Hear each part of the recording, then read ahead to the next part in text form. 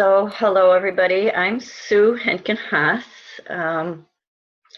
and I live in San Gregorio, which is a rural town, 282 people in the San Francisco Bay Area.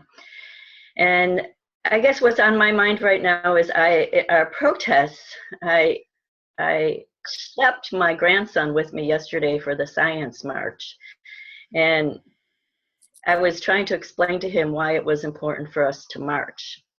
And the conclusion I came to is that visibility is extremely important right now.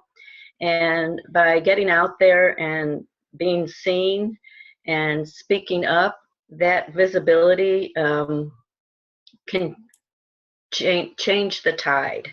I think about the Vietnam War, and it was really the protests that changed the trajectory of that war.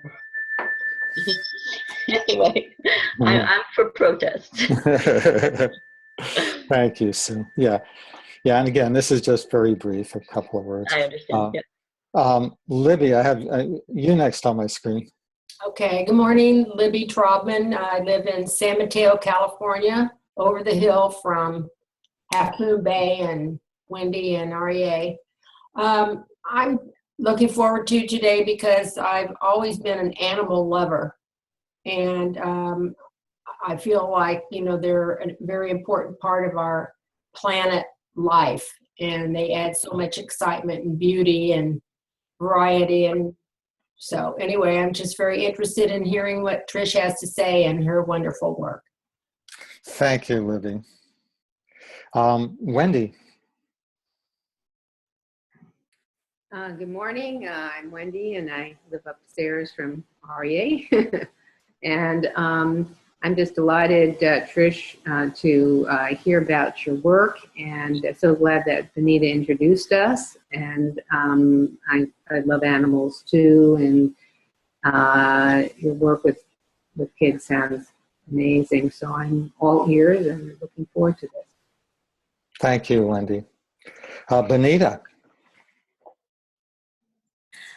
I'm Benita Banducci. I live in Hayward, which is across the bay from San Mateo area, etc.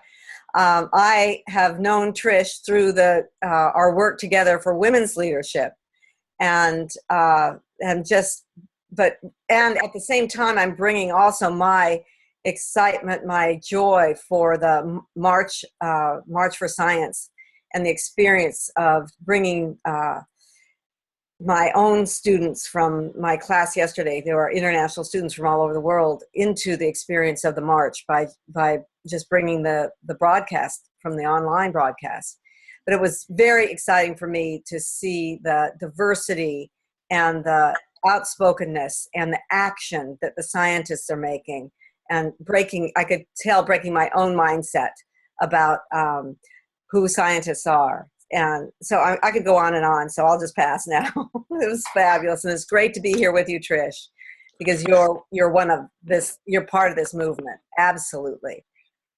And Benita, I want to mention this, to just say thank you, that we're grateful to you for connecting Trish with the OWL community, so she could be here with us on this conversation today. And thank you very much. Anne. Good morning. I'm Ann Vey. I'm calling from Mill Valley, California, just north of San Francisco, and just really grateful for these conversations of the heart. I feel like there's so much wisdom when we really drop into our heart, and I learned that deeply with Steve and at the sanctuary with the animals, and the beautiful opportunities and possibilities for relationship with all species. So just very grateful to be here. Thank you.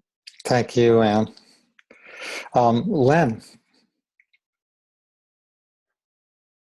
you need to unmute yourself. Good morning, and good morning, Trish. It's wonderful to see you here. Hi.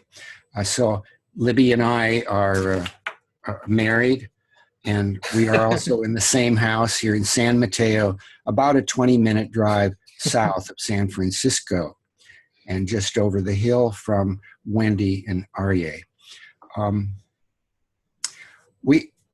I was watching the garden and thinking of life, Trish, and our new berry plants that we planted. They were sticks when we planted them, and now the faith is that life works, and now there are blooms and flowers, and we just noticed a few bees on the berry plants, and the bees are in danger here. So it was a thrill, and just experience the awe of the animal life upon which we are totally dependent.